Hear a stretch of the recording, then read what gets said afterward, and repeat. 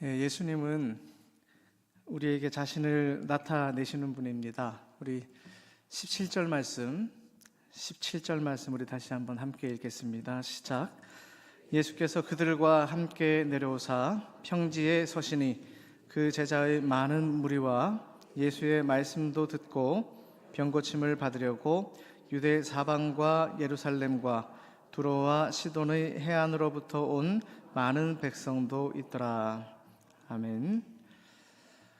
오늘 읽은 본문 말씀 바로 전 상황을 잠깐 말씀드리면, 예수님께서 밤에 산으로 올라가셔서 밤을 새워서 기도하신 후에 12제자를 택하여 사도로 세우셨습니다. 그리고 12제자, 12사도들을 데리고 산에서 내려오셔서 평지에 서셨다고 성경은 기록하고 있습니다.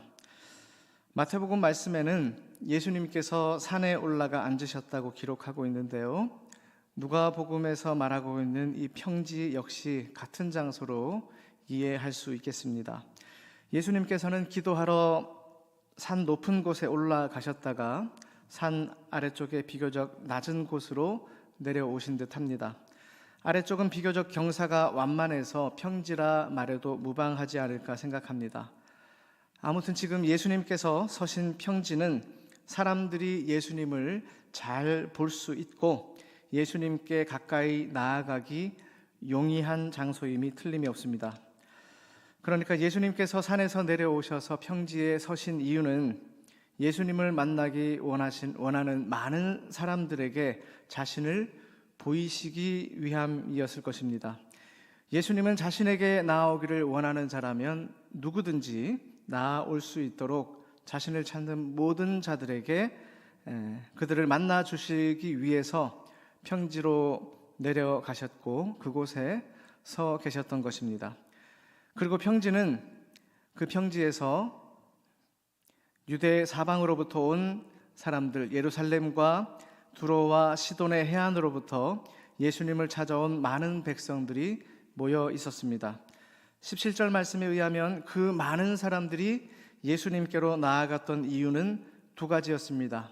하나는 예수님의 말씀을 듣기 위해서였습니다. 그리고 또 한 가지 이유는 병 고침을 받기 위해서였습니다.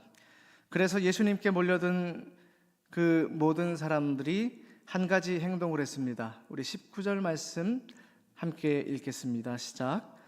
온 무리가 예수를 만지려고 힘쓰니 이는 능력이 예수께로부터 나와서 모든 사람을 낫게 함이로라. 아멘. 온 무리가 예수를 만지려고 애썼습니다. 왜냐하면 예수님을 만지기만 하면 예수님께로부터 능력이 나와서 모든 사람을 낫게 했기 때문입니다. 예수님에 관한 소문을 듣고 예수님께로 나온 많은 무리들은 간절한 소망, 간절한 바람으로 예수님께 손을 내밀었습니다. 어떻게 해서든 예수님을 만지려고 애썼습니다. 아마도 그들은 자신들의 소원, 저마다의 간절한 소망을 이룰 수 있는 유일한 길, 유일한 방법은 지금 손을 내밀어서 예수님을 만지는 것뿐이라 생각했던 것 같습니다. 예수님을 만지기만 하면 그들의 문제가 해결될 것이라는 분명한 믿음을 갖고 있었을 것입니다. 나의 꿈과 소망, 나의 계획을 이루는데 도움이 되는 무언가가 있다면 그것을 이루는데 아주 좋은 방법, 기가 막힌 방법이 있고 그것을 성취해 줄 만한 아주 좋은 장소가 있다. 이런 소문을 들을 때 사람들은 어떻게 합니까? 많은 사람들이 소문에 들은 대로 그 좋은 방법대로 한번 해보고, 아니 될 때까지 시도해보고 또 도움을 줄 만한 유력한 누군가를 찾아가서 만나고 소문으로 들은 그곳, 나에게 큰 도움을 줄 만한 그 장소를 방문하고 있습니다. 제 친구들이 여수에 방문한 적이 있었습니다. 함께 점심을 맛있게 먹고 어디를 가볼까 하다가 여수에서 경치 좋기로 소문나 있는 향일암에 다녀온 적이 있습니다. 목사 3명이서 기도원이 아니라 사찰을 방문하는 게 좀 그렇긴 하지만 신선한 공기를 마시면서 여수 바닷가의 좋은 경치를 구경하고 오랜만에 만나서 서로 못다한 얘기도 함께 나누면서 향일암을 올랐습니다. 운동도 되고 소화도 되고 기분도 상쾌해지고 아무튼 좋았습니다. 한번 갔다 왔으니까 향일암이 어떤 곳인지 궁금해졌습니다. 그래서 향일암에 대해서 좀 찾아봤습니다. 인터넷 홈페이지에 들어가 보니까 대한불교조계종 금오산 향일암, 해를 품은 관음기도성지 향일암이라고 소개글이 적혀 있었습니다. 인터넷에서 향일암에 대한 글을 좀 더 찾아보니까 이런 내용이 있었습니다. 향일암에는 7개의 바위 동굴 혹은 바위 틈이 있는데 그곳을 모두 통과하면 소원 한 가지가 반드시 이루어진다는 전설이 있다. 소원을 빌기 위해서 대웅전과 용왕전 사이에 있는 약수터 옆 바위와 관음전 뒤편 큰 바위에 동전을 붙이거나 조그만 거북 모양 조각의 등이나 머리에 동전을 올려놓기도 한다. 이 글을 읽고 생각해 보니까 향일암을 오르면서 군데군데 조각상이나 바위에 동전이 올려져 있었던 기억이 났습니다. 저희는 그저 바람 쐴 겸 좋은 경치 구경 삼아서 향일암에 올랐지만 좀 전에 소개해드린 내용, 바위 동굴 7개를 모두 통과한다거나 바위 위에 동전을 붙이거나 하면 소원이 이루어진다는 그런 소문을 들어서 알고 있던 사람이라면 저희와는 좀 다른 목적으로 각자 마음의 소원을 가지고 그 소원이 이루어질 것이라는 기대감을 가지고 향일암을 찾았을 것 같습니다. 제주 돌하루방 코를 붙잡고 소원을 비는 사람들도 있고요. 입시철에 어느 지역 어느 산 어느 바위에서 빌면 합격한다는 얘기를 듣고 그곳을 찾아가서 기도하는 부모들이 있습니다. 정월 대보름 달을 보면서 새해 첫날 일출을 보면서 소원을 비는 사람들 많이 있습니다. 우리 그리스도인들과는 크게 상관없는 얘기처럼 들릴지 모르지만 꼭 그렇지만도 아닌 것 같습니다. 어릴 적 경험했던 일입니다. 아직 기억에 남는 일이 있는데요. 어느 기도원에 가면 병이 잘 낫는다는 소문이 있어서 저희 교회 집사님 부부도 함께 그 기도원에 가셔서 금식하며 기도하셨습니다. 그 기도원 원장님이 기도를 해주셨고 그래서 많이 좋아지셨다는 얘기를 들었습니다. 그런데 그리고 몇 개월 뒤에 그 집사님께서 돌아가셨다는 소식도 듣게 됐습니다. 여러분 오해하지 마십시오. 기도원 필요 없다는 얘기가 아닙니다. 저도 기도원 많이 가봤습니다. 기도를 통해서 병이 나을 수 있다고 저는 분명히 믿고 있고 그런 경험도 있습니다. 이 자리에 계신 분들 중에도 그런 경험이 있으신 분 분명히 많이 계시리라 생각합니다. 그런데 우리가 한 가지 짚고 넘어가야 할 것이 있습니다. 기도원 원장에게 무슨 병을 낫게 하는 능력이 있습니까? 기도해주는 목회자에게 무슨 능력이 있습니까? 그건 아니죠. 기도하는 사람에게 무슨 대단한 능력이 있겠습니까? 우리가 기도할 때 믿음으로 기도하지 않습니까? 우리가 무엇을 믿고 누구를 믿고 기도하는 것입니까? 우리 기도를 들으시고 응답하실 전지전능하신 하나님을 믿고 우리의 중보자 되시는 능력의 이름 예수 그리스도의 이름을 믿고 그 이름을 의지하고 기도하는 것입니다. 그러니까 오직 능력은 우리 기도를 들으시고 응답하시는 하나님, 우리 기도를 통해서 선하시고 온전하신 뜻대로 일하시고 역사하시는 하나님, 우리 구주 되시고 중보자 되시는 능력의 이름 예수 그리스도께 있는 것입니다. 그러므로 우리는 마음에 무슨 소원이나 간절한 바람이 있든 전지전능하신 주님께서 우리 기도를 들으시고 가장 좋은 것으로 가장 선하게 응답하실 것이라는 믿음을 가지고 기도할 수 있고 그렇게 기도해야 하고 그렇게 기도하는 것은 믿는 그리스도인으로서 당연한 일입니다. 이렇게 세상의 많은 사람들, 믿는 자나 믿지 않는 자나 대부분의 사람들에게는 자기 소원, 자신의 간절한 바람을 이루어 줄 만한 무언가를 붙잡는 본능이 있는 것 같습니다. 무리들이 예수를 만지려고 애쓸 때 예수님께서는 눈을 들어 제자들을 보시고 복과 화에 대해서 말씀을 전하셨습니다. 19절과 20절 사이에 어떠한 일이 있었는지, 이 두 구절 사이에 얼마간의 시간이 흘렀는지 우리가 정확히 알 수는 없지만 예수님을 만진 자마다 병이 낫게 되는 놀라운 일이 있었을 것 같습니다. 예수님에 관한 소문을 듣고 갈릴리 호수 사방으로부터 몰려온 사람들은 예수님에 대해서 직접 경험하게 됐습니다. 그래서 이전보다도 더 예수님을 신뢰하고 존경하며 우러러 보게 되었을 것입니다. 그때 예수님은 제자들에게 먼저 복에 대해서 말씀하셨습니다. 여러분 모두 복에 대해서, 행복에 대해서 관심이 많으시리라 생각합니다. 여러분 모두 행복하셨으면 좋겠습니다. 사람들은 보통 언제 행복을 느낍니까? 세상의 가치관이나 기준에 따르면 무언가를 바라고 노력해서 다행히 혹은 운 좋게 내가 바라던 무언가를 얻게 되었을 때, 그때 대부분의 사람들은 행복을 느낀다 합니다. 반대로 운이 나빠서 자신이 바라고 추구하던 것을 얻지 못했을 때 사람들은 불행하다고 생각합니다.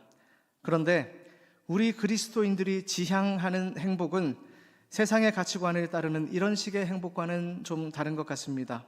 오늘 본문에서 예수님은 어떤 사람이 복이 있는 사람인지 말씀하고 계십니다. 마태복음 5장에 기록되어 있는 팔복에 관한 말씀이 우리에게 더 익숙하지만 오늘은 누가복음 본문을 중심으로 네 가지 복에 대해서 생각해 보겠습니다. 우선 예수님께서 말씀하시는 복 있는 사람은 어떤 사람인지 간략하게 정리해 보겠습니다. 20절부터 23절 말씀을 보시면 예수님은 네 가지 복에 대해서 말씀하고 계시고, 그리고 24절부터 26절에서는 네 가지 화에 대해서 말씀하십니다.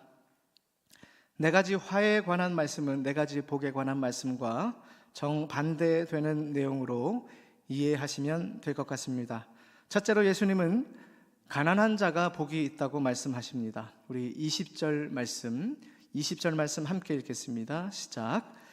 예수께서 눈을 들어 제자들을 보시고 이르시되 너희 가난한 자는 복이 있나니 하나님의 나라가 너희 것이미요. 아멘. 가난한 자가 복이 있다는 말씀, 세상적 가치관과는 정반대입니다. 돈이 많으면, 부자가 되면 더 행복하다는 게 일반적인 생각입니다. 이 한 구절의 말씀을 통해서 우리는 세상적 가치관과 하나님 나라의 가치관이 다르다는 것을 확인할 수가 있습니다. 두 번째로 예수님은 줄인 자가 복이 있다 말씀하십니다. 우리 21절 앞부분 함께 읽겠습니다. 시작. 지금 줄인 자는 복이 있나니 너희가 배부름을 얻을 것이며. 여러분, 배고픈데 행복할 수 있습니까? 의문이 생깁니다. 그런데 예수님은 지금 줄인 자가 복이 있다, 그들이 배부르게 될 것이라 말씀하십니다. 그리고 세 번째로 예수님은 우는 자가 복이 있다고 말씀하십니다. 21절 뒷부분 말씀 함께 읽겠습니다. 시작. 지금 우는 자는 복이 있나니 너희가 웃을 것이며. 우는데 복이 있다, 우는데 행복하다는 것 역시 좀 어색하게 느껴집니다. 울어야 복이 있다, 지금 우는 자가 웃게 될 것이라 말씀하십니다. 그리고 네 번째로는 예수님 때문에 미움당하고 욕먹고 멸시당하는 자가 복이 있다고 말씀하십니다. 22절 말씀 함께 읽겠습니다. 인자로 말미암아 사람들이 너희를 미워하며 멀리 욕하고 너희 이름을 악하다 하여 버릴 때에는 너희에게 복이 있다. 예수님 때문에, 예수님 믿는 믿음 때문에 괴롭힘을 당하고 억울한 일을 당하고 예수님 때문에 세상에서 미움받고 버림받고 욕을 먹는 자가 복이 있다는 말씀입니다. 이렇게 고생해야 복을 받을 수 있다면 차라리 복 안 받는 게 낫다 생각할지도 모르겠습니다. 여기까지 예수님 말씀을 다시 정리해보면 복 받는 사람의 네 가지 조건은 가난하고 굶주리고 울고 미움받는 것입니다. 여러분, 가난해서 행복하고 배고파서 행복하고 울어서 행복하고 미움받아서 행복하다 느끼신 적 있으십니까? 보통 상식으로는 이해가 잘 안 되는 말씀일 수 있는데 예수님께서 왜 이렇게 말씀하신 것인지, 그 근거는 무엇인지 함께 생각해 보도록 하겠습니다. 첫 번째, 가난해서 행복한 근거입니다. 예수님께서 이 땅에 계실 당시에 부유한 사람들, 권력을 가진 사람들은 거의 대부분 예수님 말씀을 들으려 하지 않았습니다. 그들은 복음을 잘 받아들이지 않았습니다. 가진 게 많았기 때문에 자신이 가진 것으로 만족하고 즐기며 살았습니다. 아쉬울 게 없었습니다. 그래서 하나님이 필요 없었습니다. 영원한 것에 대해서, 구원에 대해서는 관심이 없었습니다. 반면에 당시 가난한 사람들에게는 예수님의 말씀이 진정한 복음이었습니다. 왜냐하면 그들은 이 땅의 것으로는 만족을 누릴 일이 별로 없었기 때문입니다. 그들이 가진 것으로는 도무지 삶의 부족한 부분을 채울 길이 없었습니다. 자기 자신을 의지할 수 없는 사람들, 자기 자신에게 절망한 사람들이었습니다. 그래서 그들은 하나님이 필요했습니다. 그들은 하나님을 온전히 믿고 의지할 수밖에 없었습니다. 가난한 사람들은 이 땅에서의 삶보다 영원한 삶을 기대하고 구원을 갈망했습니다. 그래서 그들은 주님을 믿고 따랐습니다. 그들은 하나님 나라의 가치관을 받아들일 수 있었던 것입니다. 그렇게 하니까 세상에서는 찾을 수 없었던 행복을 주님 안에서 발견하게 됐습니다. 주님만이 그들의 소망이요, 기쁨이요, 만족이 됐습니다. 그들의 모든 부족한 것들이 주님의 은혜로, 하나님 나라의 것으로 풍성하게 채워졌기 때문입니다. 너희 가난한 자는 복이 있나니 하나님의 나라가 너희 것이며, 주님의 말씀대로 가난한 자들은 하나님의 나라를 소유하게 되었습니다. 그래서 그들은 행복했습니다. 두 번째로, 줄인 자가 복이 있다는 근거입니다. 살아있다는 증거 중에 하나가 배고픔을 느끼고 갈증을 느끼는 것이지 않습니까? 그러므로 영적으로 살아있다는 증거 역시 영적인 줄임과 갈증을 가지는 것이라 할 수 있습니다. 그러니까 지금 줄인 자가 복이 있다, 그들이 배부를 것이라는 말씀의 의미는 영적으로 살아있고 깨어있어서 육신적으로 배고픈 사람처럼 끊임없이 하나님의 은혜를 구하고 하나님의 뜻을 찾는 사람이 복이 있다. 이런 사람이 하나님의 은혜로 참 행복을 누릴 수 있고 참된 만족을 누리게 될 것이라는 뜻입니다. 영적 기갈, 영적 줄임은 말씀을 듣지 못하는 데서 오는 것입니다. 그러므로 영적 기갈, 영적 갈급함은 하나님의 말씀을 통해서 채울 수 있습니다. 말씀을 듣고 읽고 묵상하는 시간을 통해서 주님과의 인격적인 만남이 있을 때 영적 배고픔을 채울 수가 있습니다. 예수 그리스도를 멀리하고 주님의 말씀과는 상관없는 무언가로는 영적인 갈급함을 결코 해결할 수가 없습니다. 그러므로 영적으로 깨어 있어서 그 영혼이 줄인 자가 복이 있다는 그 말씀은 틀림없는 사실입니다. 세 번째로, 우는 자가 복이 있다는 근거입니다. 우는 자에게 웃음이라는 복을 주신다고 말씀하셨는데 여기서 웃음이란 영적인 기쁨을 상징하고 있습니다.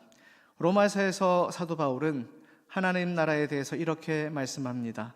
로마서 14장 17절 말씀 우리 함께 읽겠습니다. 시작. 하나님의 나라는 먹는 것과 마시는 것이 아니요 오직 성령 안에 있는 의와 평강과 희락이라. 아멘. 하나님의 나라는 성령 안에 있는 의와 평강과 희락이라고 사도 바울이 선언하고 있습니다. 희락은 성령의 열매 중에 하나요, 하나님 나라의 특징인 기쁨이요 웃음을 의미합니다. 오늘 우리가 읽은 누가복음 본문에서 예수님 말씀에 의하면 하나님 앞에서 애통해하며 우는 자에게 하나님 나라의 기쁨이 주어진다는 것입니다. 내 죄를 회개하며 울고 이 죽을 죄인을 구원해 주신 은혜에 감격해서 울고 내 이웃의 죄로 인해서 이 나라 이 민족의 죄악과 아픔으로 인해서 애통해하고 그렇게 울고 세상을 살아가면서 괴롭고 고단하고 억울해서 힘든 일 슬픈 일 당해서 주님 앞에서 울고 이웃이 당한 아픔과 슬픔 때문에 주님 앞에서 그리고 이웃들과 함께 울고 이렇게 하나님 앞에서 애통해하며 우는 자에게 하나님께서 하늘의 위로를 베풀어 주시고 그 눈물을 닦아 주신다는 것입니다. 우리 주님은 우는 자들의 상처를 싸매 주시고 그들의 억울함을 풀어 주시는 분입니다. 한없는 긍휼과 사랑으로 용서의 은총을 베풀어 주시는 분이 바로 우리가 믿는 우리 하나님이십니다.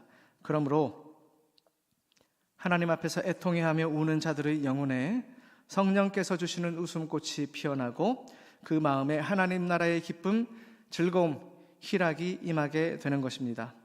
네 번째로 예수님으로 인해서 미움받고 버림받는 자들이 복이 있다는 근거입니다.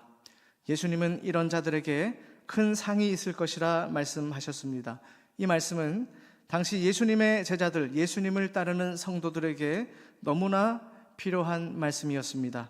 예수님은 당시 예수님을 믿고 따르는 자들과 장차 예수님을 믿고 따르는 모든 제자들을 위해서 이러한 말씀으로 미리 그들의 믿음을 격려하고 계십니다. 어떠한 시험이나 어려움에도 믿음을 견고히 하고 끝까지 믿음의 길을 걸어갈 수 있도록 소망을 주시고 용기를 주신 것입니다. 예수님께서 십자가에 못 박히시고 부활하신 이후부터 예수님을 믿는 믿음 때문에 미움받고 욕먹고 죽임까지 당하는 제자들, 성도들이 많이 있었습니다. 온갖 박해를 당하고 목숨의 위협을 받으면서도 사도들과 제자들, 수많은 성도들이 끝까지 믿음을 지켰습니다. 예수님께서 말씀하신 대로 주를 위해 고난당하는 자가 복이 있음을 확신했고 그렇게 살았던 것입니다. 이 땅에서가 아니라 하늘에서의 상급, 장차 하늘에서 주실 상급을 바라보았기 때문입니다. 나 같은 죄인을 위해서 십자가에 달리신 주님의 놀라운 은혜를 그들이 분명히 알고 있었고 믿고 있었기 때문에 그들은 예수님을 위해서 기꺼이 고난에 동참하는 삶을 살았던 것입니다. 그들은 또한 주님의 부활을 목격한 부활의 증인으로서 부활의 소망 안에서 혹독한 박해를 견딜 수 있었습니다. 성도들은 부활 신앙 안에서 끝까지 믿음을 지켰고 자기 생명까지도 아낌없이 내어놓으면서 담대히 순교자의 길을 걸어갔습니다. 주님을 위해서 고난에 동참한 자들, 주를 위해 목숨까지 내어놓은 순교자들이 하나님 나라에서 주님과 함께 영광스러운 자리에 앉아 있다는 것, 우리가 굳이 가보지 않아도 눈으로 확인하지 않고서도 분명히 알 수 있는, 누구도 의심할 수 없는 분명한 사실이지 않습니까? 그러므로 주를 위해서 미움받고 버림받는 자들은 틀림없이 참으로 복이 있는 사람들입니다. 세상의 가치관, 세상적 기준에 따르면 결코 가난한 자, 줄인 자, 우는 자, 미움 당하는 자가 행복할 수 없습니다. 그러나 하나님 나라의 가치관, 복음의 기준, 영원의 관점에서 보면 가난하고 줄이고 울고 박해받는 사람들이 하늘의 복을 받아 누리는 행복한 사람임이 틀림이 없습니다. 나는 왜 이리 가난한가? 나는 왜 이렇게 늘 부족한가 생각하는 분 계십니까? 우리 가정이 비록 가난하고 배고프지만 내가 영적으로 가난하고 굶주려서 더욱 하나님을 찾게 되고 하나님을 전심으로 예배하고 하나님의 말씀을 단단히 붙잡게 되었다면 여러분 오히려 감사할 수 있으면 좋겠습니다. 하나님 앞에서 나는 왜 이리 울 일이 많은가 생각하는 분 계십니까? 하나님 앞에서 나의 연약함 때문에 애통해하고 나의 가족과 이웃을 긍휼히 여기는 마음으로 눈물로 기도하고 있다면, 나라와 민족을 생각할 때마다 가슴을 치고 통곡하며 기도하고 계시다면 하나님 앞에서 우는 자로서 내가 하나님을 더 가까이 하게 되고 그래서 하나님의 위로를 풍성히 받고 있는 것으로 여러분 감사하고 즐거워하시면 좋겠습니다. 세 번째로, 예수님 믿는 믿음 때문에 나는 왜 이리 손해볼 일이 더 많은가 생각하는 분 있으십니까? 내가 믿는 예수님 이름 때문에 내 친구, 내 이웃, 내 주변 사람들이 나를 비웃고 세상이 나를 미워하고 공격한다면 여러분 덕분에 나도 순교자의 길을 걷게 되었으니 하늘의 큰 상을 기대하고 확신하면서 더욱 감사하고 찬송할 수 있으면 좋겠습니다. 하나님의 복, 하나님 나라의 복은 우리가 이 땅에서 경험하는 부유함이나 가난함, 굶주림이나 배고픔, 슬픔이나 기쁨, 미움이나 사랑과는 차원이 다릅니다. 이런 것들을 다 초월하는 것입니다. 우리가 처한 환경이나 형편, 어떤 감정과는 상관없이 우리가 하나님을 찾고 하나님을 의지하고 하나님을 신뢰할 때, 우리가 하나님께 기도하고 하나님의 말씀을 구하며 하나님을 위해 살아갈 때 모든 것을 초월하는 하나님의 풍성하심, 하늘의 위로, 하늘의 영원한 기쁨, 영원한 사랑, 영원한 생명이 우리 가운데 임하게 될 것입니다. 각자의 간절한 바람과 소원을 가지고 예수님을 만지려고 애썼던 사람들을 향해서 예수님은 이렇게 4가지 복을 선포하셨습니다. 저마다의 소망과 꿈을 가지고 예수님을 만졌던 자들에게 예수님은 그들이 진정으로 구하고 찾고 붙잡으려고 애써야 하는 참된 복이 무엇인지 그들에게 가르쳐 주신 것입니다. 가난한 자, 줄인 자, 우는 자, 미움 당하는 자야말로 하늘의 복, 하나님 나라의 복을 받을 수 있는 자라는 주님의 말씀이 참된 말씀, 진리의 말씀임을 뒷받침해 줄 수 있는 가장 중요하고 확실한 근거는 우리 주님께서 달리신 십자가입니다. 십자가의 은혜, 십자가의 복음, 십자가의 능력이 아니고는 결코 주님 말씀하신 하늘의 복이 우리에게 임할 수가 없습니다. 찬송가 494장 1절과 3절 가사를 제가 읽어드리겠습니다. 만세반석 열리니 내가 들어갑니다. 창에 허리 상하여 물과 피를 흘린 것 내게 효험되어서 정결하게 하소서. 십자가 보혈의 능력이 나에게 효험이 되어서 나를 정결하게 해 주심을 노래하고 있습니다. 빈손 들고 앞에 가 십자가를 붙드네 의가 없는 자라도 도와주심 바라고 생명샘에 나가니 나를 씻어 주소서. 세상의 그 무엇 다른 어떤 것, 세상의 권력자의 손을 붙드는 것이 아니라 빈손 들고 주님께 나아가서 십자가를 붙들 때 주님의 은혜를 경험할 수 있음을 노래하고 있습니다. 오직 주님의 십자가, 구원의 십자가, 생명의 십자가, 능력의 십자가를 붙들 때 주님 베푸시는 구원, 주님 안에 있는 풍성한 생명, 전지전능하신 주님의 도우심을 경험할 수 있음을 고백하고 있습니다. 여러분 지금 무엇을 만지려고 애쓰고 계십니까? 무엇을 잡으려고 수고하고 계십니까? 잠깐 있다가 사라질 그 무엇, 세상에 썩어질 무언가를 붙잡고 있다가는 아무것도 손에 쥐지 못한 채 내 삶의 허망함과 허무함만을 느끼게 될지도 모르겠습니다.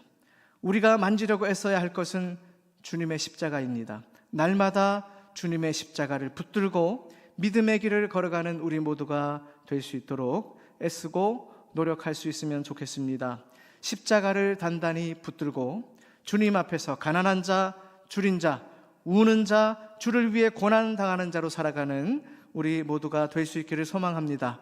그래서 주님께서 약속하신 영원하고 풍성한 하나님 나라를 소유하고 참되고 영원한 배부름과 만족과 기쁨을 풍성히 경험하면서 하늘의 큰 상급을 받아 누리는 참으로 복 있는 사람, 세상에서 가장 행복한 사람으로 살아가는 우리 모두가 될 수 있기를 주님의 이름으로 축복합니다. 기도하겠습니다. 주님께 손 내밀어 만지려고 힘쓰고 애쓰는 우리가 되기를 원합니다. 우리의 모든 소망, 간절한 바람들을 주님 발 아래, 주님의 십자가 앞에 다 내려놓고 주님을 온전히 따르는 제자 되기를 원합니다. 믿음의 손을 내밀어서 주님의 십자가를 단단히 붙들고 끝까지 담대히 믿음의 길을 걸어가게 하여 주시옵소서. 주님의 십자가의 능력, 십자가의 은혜 안에서 가난한 자, 줄인 자, 우는 자, 주님으로 인해서 미움 당하는 자로 살아가므로 하나님 나라의 풍성한 복, 하나님께서 채워주시는 참되고 영원한 만족과 기쁨과 하늘의 큰 상급을 받아 누리는 우리가 되게 하여 주시옵소서. 예수님의 거룩하신 이름으로 기도드립니다. 아멘.